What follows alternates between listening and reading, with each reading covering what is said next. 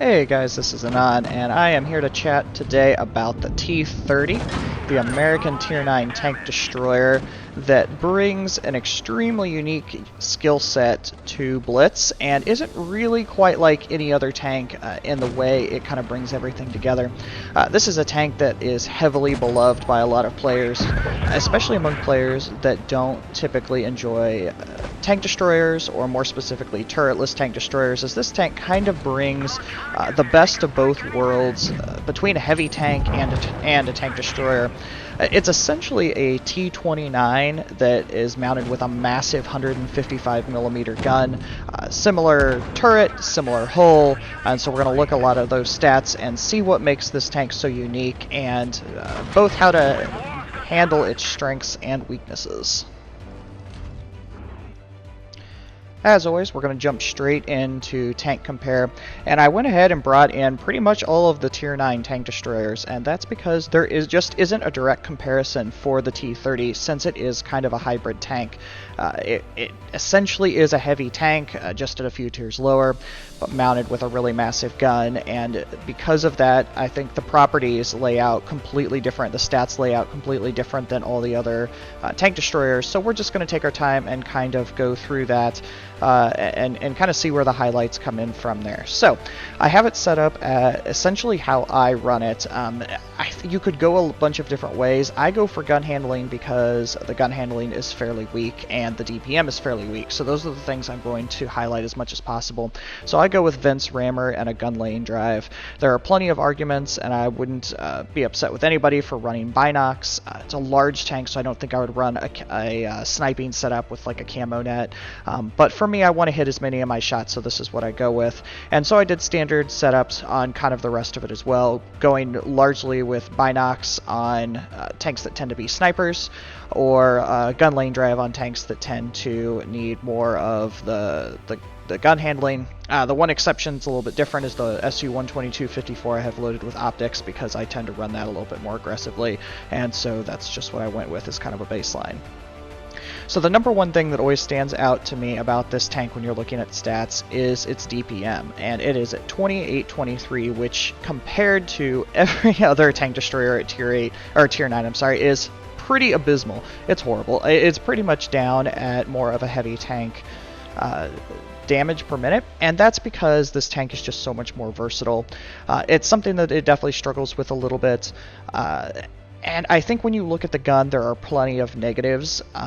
It's just when you look at this tank as a kind of a complete package that it tends to stand out a little bit more. So penetration on that huge 155mm shell is pretty standard at 276.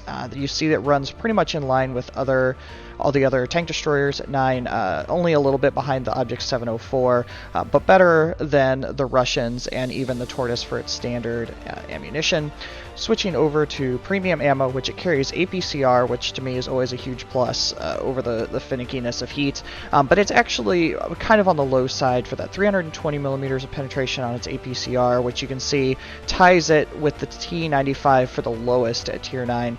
So that means it might struggle a little bit with a few Tier 10 kind of heavies, but in general 320mm is still going to get through just about everything. It also has really nice HE pen at 90, which is pretty great, but it's because you have that huge 155mm shell, so that'll allow you to get through the sides and backs of plenty of tanks and really do some massive damage when you get a 960 alpha on that tank. Okay, so continuing on, 640 alpha is really what is fantastic about the huge millimeter shells. It gives it a lot of stopping power, and that's why this hybrid is a little bit different, than a normal heavy tank, and that you get that massive stopping power even if you are sacrificing a little bit of DPM to do it. Right up there with the Waffle, the T95, and the Object 704, basically all of our large caliber tank destroyer guns here. Rate of fire, of course, is going to be pretty bad at 4.41 because of that low DPM. It's just a slow firing gun, but in some ways that isn't a bad thing because it gives you plenty of time to kind of hide in between shots. If you're playing the autoloaders pretty heavily, then you're starting to get used to kind of shooting and rolling back into cover and giving yourself time to reload, which is essentially what that tank is doing. Shell velocity is pretty low at 870 on the standard AP, which just means you're going to have to be really careful with fast-moving targets. Your turret traverse isn't super fantastic on this tank, so you might struggle with some lights and some really fast tanks that are cruising across the battlefield, but it's certainly manageable. The APCR is a little bit better at 1088, but still not fantastic. It's just those large caliber shells just fly a little bit slower, and it's just kind of what goes along with it. Moving straight along into gun handling, again, that's pretty characteristic for this tank. It's going to have pretty poor gun handling. Aim time is the worst for any of the tank destroyers at tier 9 at 2.39, but in real life play it's much slower than that. That's just, it's difficult, it's hard to work with, and we are also tied with the Object 704 for the worst dispersion for those tanks. Again, it's just poor, you're going to miss a lot of shots, and this is why I think a few people don't enjoy this tank, because it does play a little bit derpy. Doesn't have the consistency of accuracy like the Jagdtiger or the Tortoise, some of those tanks, but again, it has a turret, so it's much more versatile, it's much more survivable, all things that we're kind of going to build on as we go through this. Dispersion on traverse is actually really strong, and that's because, again, we have that turret instead of having to hull traverse an entire tank. The tanks that are a little bit better being the Waffle, who also has a turret, but I'm not talking about it as having a turret a whole lot because it plays, I think, so much different than the T30, but still a benefit for the Waffle. And actually the SU-122-54, that's great dispersion on traverse, which makes it a medium killer that I talk about a little bit in other videos. My favorite thing about this tank personally, and really where it shines as an American tank, is this fantastic 10 degrees of gun depression, again making it extremely versatile. And when we look at the armor profile, I'll show you how that is so beneficial in general. Anyway, that ties it with the Tortoise, which also has a very versatile gun, a really fantastic gun in general, but that is something that makes this tank, I think, really pretty valuable. Mobility is okay, but not fantastic. 35 forward, 10 in reverse. That'll let you move around. It's got pretty bad power to weight ratio. Again, it is a tank destroyer, and like I said, it's pretty based on the T29, which I'm going to take a look at here really shortly, which is a slow, heavy tank, and it's not made to burn around the battlefield, but there's enough movement there that you can get into location and move around a little bit. It's not a speed tank like some of these others. Obviously, even tanks like the Jagdtiger move around fairly well, but at least it's not a tank. It's not a T95. It's not a Tortoise. Again, this is American tank that's really got a lot of versatility. So pretty good engine power at 946, but still giving it not the best power to weight ratio because in general it's just a heavy tank. Just kind of how it goes there. Terrain resistance is fairly poor to average. I'm not going to go into that a whole heck of a lot. What really matters on this tank, and what I think is what's so important about it, is its armor profile. So the whole armor in general is fairly weak, 102, 76, 51. But because of that gun depression and what we're going to look at is an extremely strong turret, that makes it not quite so big of a deal. But yes, you're going to get penned through the hull fairly consistently. The turret armor, however, is a fantastic 275, 127, 102. And you can see that puts it right up here with some of the best, but it's on a turret that can traverse, which is pretty fantastic. For most of these tanks, it's all talking about their hull, but we can talk about the turret strictly compared to the hull, which changes everything. Obviously, the Waffle is incredibly weak, but you can see it's not that much weaker than the front of a T95, which of course is just a gigantic bully. Even the side armor of the turret is pretty comparable to a T95, just with a little bit better, different sloping. The Object 704 is known for having extremely troll armor, and again, the turret on the T30 is just much stronger and better than the Tortoise that gets overmatched quite a bit. So that is what is so, I think, unique about this tank, is it has a really fantastic turret armor profile, has gun depression, has a movable turret, and that's why you're sacrificing some of the DPM, because there's just so much more you can do with this tank and really treat it more like a heavy if that's what you want to. So one thing I did want to show is, I'm not really joking about the comparison with the T29. Once we get down in here, we have basically the same mobility, only losing 12 kilometers an hour backwards. Actually has better to power to weight ratio, but slightly worse terrain resistance, and you can see that the armor profile is absolutely identical across the across all of it. So you're essentially getting a tier 7 heavy tank that has extremely strong armor at tier 9 with a massive 155 millimeter gun. Okay, hopping over for a quick look at Armor Inspector as well, you can see a pretty American heavy tank armor profile, which is exactly what you would expect from this tank because, again, like I've been saying, it is essentially an American heavy tank with a tank destroyer gun. I have it lined up against an M46 Patton, pretty typical target. Some of the heavies are larger caliber guns, are going to change this a little bit, and we'll talk about how, but it's not necessarily a big enough deal to show a lot of the armor profiles. So, like I was saying, extremely, fairly weak hull, you're not going to bounce much of that. Even if you're maxing out the gun depression, you have to be at pretty extreme angles before you're going to get consistent bounces. Most of the hull against most tanks is going to be pretty much an auto bounce. The mantlet is extremely strong. Always love to see that strong mantlet. Pretty much no tank is going to be able to get through that, except for maybe a few of the absolute highest heat shots from a Jagdpanzer, a tier 10 tank destroyer, but nothing you're really going to have to worry about. The cupola is kind of a weak spot. If you sit still and let something aim close, yes, they can get through that cupola, so it's best if you have something that's aiming at you slowly to go ahead and wiggle around and move that.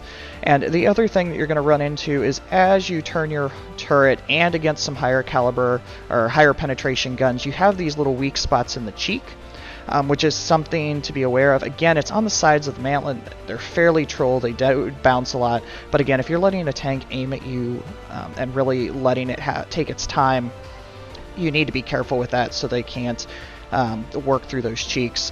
The other nice thing about getting rid of weak spots I really like with this tank is when you're maximizing that gun depression and that 10 degrees, suddenly your cupola gets really tiny. So try and use that gun depression as much as you can. That always makes a tank much stronger because it just shrinks the profile overall of your tank. So again, a pretty straight up armor profile. It's really pretty fantastic. It's also very American. Be careful when you have your sides. Very weak on your sides. You can actually one-shot a T30 with Hesh from a Star Destroyer or a 183 if you hit this little slick of hull and get a good roll. And the back, as most American tanks, are pretty much an HE magnet, so you need to protect that at all costs. But in general, from the front, this is a very sturdy tank and much stronger with its versatility than the other tank destroyers at tier 9. Okay, so let's get into some gameplay on this tank. And so I'm on Rockfield in not necessarily the best matchup ever. I'm actually the only tier 9 tank, which you don't see super often. And the red team has plenty of armor with an E5, M60, IS-7, some big guns like a Star Destroyer with the 183. So it sets up to be a fairly challenging battle. Both of the games I'm going to show today aren't necessarily the biggest games I've ever had in this tank, but it shows the versatility and what is so great about it. So, pushing forward to a spot, and this AMX-50B has played it extremely aggressive, and you can see the value of a turret. Instead of just taking a shot in the side, I'm able to twist, pivot that turret, put a shot into him while I drive through, and instead he bounces off mine and I'm able to stay away from that. So now my whole point here is to try and protect this flank because my team is not paying attention to what's going on, and we have two extremely dangerous tanks sitting right here. So, playing it slow, I've got the gun depression to peek over this hill, and so does he. So I really just want to make sure I'm as small profile as possible because I want to protect that hull. And instead I can aim at that cupola because I have plenty of pen. I'm trying to keep myself as small as possible, and you can see that great extreme angling on the front plate that allows him to go ahead and get a bounce because I'm trying to buy time, hoping that my team will eventually see my SOS calls and turn over here because you can't just let him roll through the flank like this. This is extremely important now that I protect it, and I'm just hoping for something to change. So I'm going up looking for a shot in that hole. Unfortunately, I don't quite have enough gun depression for that, but finally I have a teammate that is starting to put a little bit of pressure on. This E5 is rolled in to distract, and now I can go forward, and I know the American tanks have extremely weak back, so I can load that HE shell and go ahead and get rid of the E5, which lets us turn around and put our focus onto the main front of the enemy team now.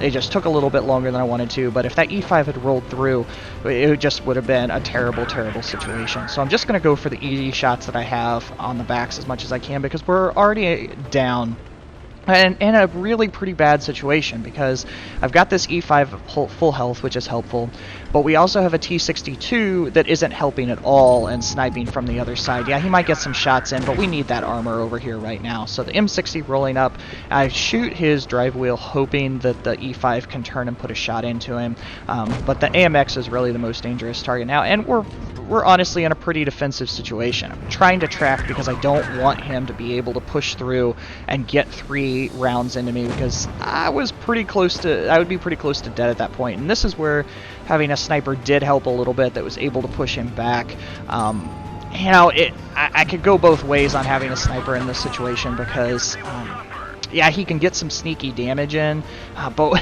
we're in a tough situation, and we really could use that armor to help distract in the speed from a medium tank as well.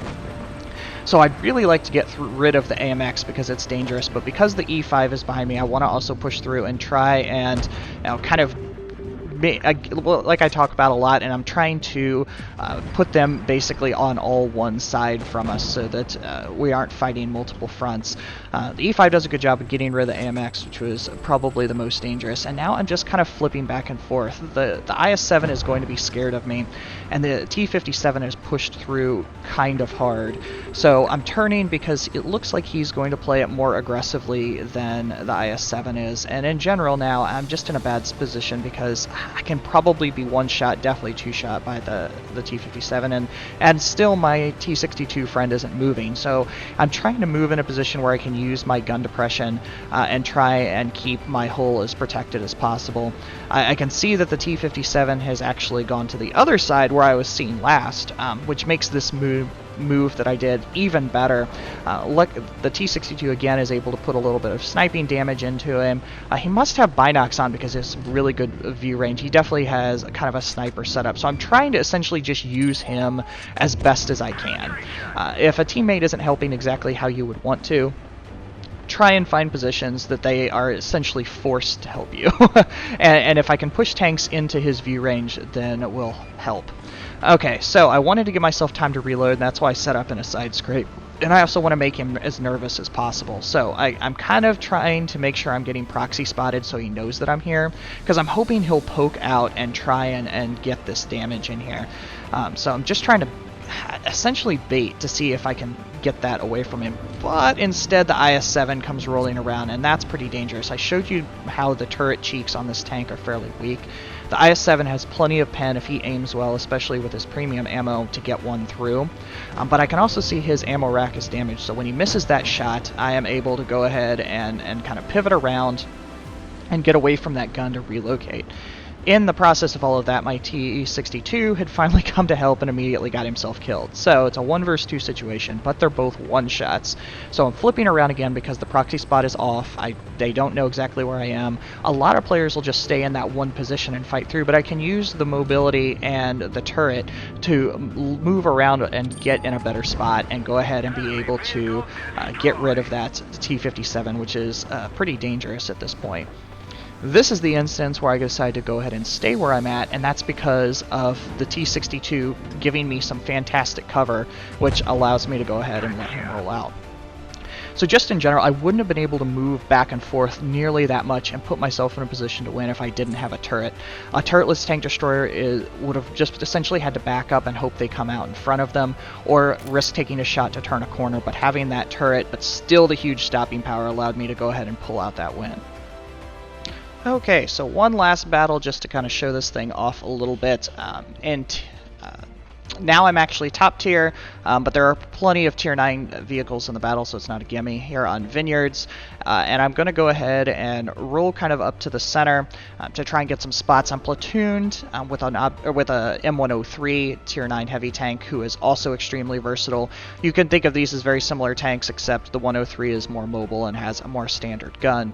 So I'm going to roll up here, and mostly because all of my team is going into the ruins area, so this is essentially going to let me kind of cover anything that starts to run out into the open, or also if the red team goes through town, I can essentially turn and use my gun depression on these hills to hold them so that they have time to react. So it's good positioning, but at the same time, like I talked about, I don't have a sniper set up in this, so no camo, no binoc. So if I get spotted, I have to be very, very aware to roll back, because there's a good chance I can't see all the tanks that would be able to see me. 704 pops out and is charging into the middle, and that, like I said, is why I'm here. So I didn't put that shot in, but I was at least able to make him stop. I'm not sure if he intended to go down into the center or not, but at the very least, when he saw himself spotted, there's a good chance that that's why he dipped down. And now he's down looking up, so again, I can use that gun depression, just like I showed you in Armor Inspector. When they're looking up at me like that, this is a very, very small profile. It's hard to hit. Yes, he could get through my cheeks if he aims well, but if I'm moving around like I am, that's going to be a pretty tall task. That second shot I was aiming much more carefully because I didn't want to accidentally hit his gun and have my shell do nothing. And now, exactly like I thought might happen, they've pushed through town pretty good. And I've got a T30 behind me, so I have to be careful about that. That's why I kind of peeked over my shoulder and rolled forward again. I don't want to accidentally put the back of my tank out, because I'm an HE roll away from being almost dead from him if he got lucky. So I'm just going to play it slow a little bit. My teammate rolls down low to try and hold off some of the tanks that are down there, and he's also gotten sniped a little bit. And here's why people love the T30. The stopping power, 155mm shell, just has great impact. You get lots of ammo racks with it. I know a lot of people like to say this is the #1 ammo racking tank in the game. I don't know about that, but it does get a fair amount of them just because that has that huge shell. I make a little bit of a mistake here. I got greedy on that Leo when he rolled out. I switched to HE instead of just taking the knife safe AP shot, which I should have done, and it allowed him to stay alive a little bit longer. And I also start to get shot from the back again, which means something is rolled through town. We'll see in a little bit that it's an IS-6. But I need to go ahead and push forward at least a little bit to make sure my butt again isn't exposed, and when he rushes I can go ahead and get that HE round in and protect him. So now my platoon mate's being pressured by a T-34 and essentially down to a one-shot. I could go and try and save him and sacrifice some hit points, but when I see the other two tanks roll to the right, I decide to go ahead and focus on that because my teammate has some health, and honestly I thought he was probably going to die from being low health, but when I look over and those two tanks didn't push through and he did the full rush on my platoon mate, I'm able to go ahead and sneak down and kill him.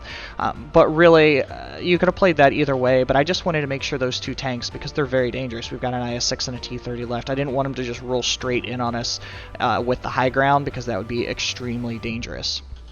So now I'm playing it slow, kind of peeking through. My platoon mate, again, is still very low health. And I'm trying to get, I want that RU to go at least see what's out there, but instead we find out exactly where they are as they kill my platoon mate. Unfortunately, some light drivers don't really understand their role, and that's a pretty exposed position. It can be unless he's careful. So now again, I'm just playing very passive because something essentially needs to change. We need them to probably make a mistake, because that T30 is going to be really hard to spot, and he gives me exactly what I'm asking for. He decides to push so I can put a shot through. If he'd stay where he was going to, unless my RU actually went to spot, it was going to be extremely hard to actually see him. So now I can use the great gun depression, just roll back. That's why I put myself in this position where I've got a nice little hill. A little bit troll with that gun depression. Like I said, this tank can be derpy. There are games where you miss too many. It's just kind of the nature of the beast. But I'm going to switch to HE with that great HE pen just to try and get that final kill shot in, and that one sings perfect. So that's, it's funny how you can miss one completely broadside and then hit that tiny little sliver with HE. So here's where, again, the huge shells are so fantastic. I'm so tall with gun depression, I can put an HE round straight through the deck of that IS-6 for massive damage. That's just a beautiful thing. It's exactly why you want to drive a tank like this.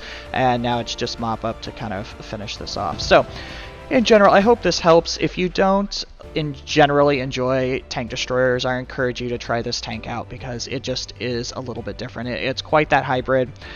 Use that great gun depression, use the great armor, try and manage the DPM, and it's a tank that can just do really great things. So take care, guys, and we'll have more coming soon.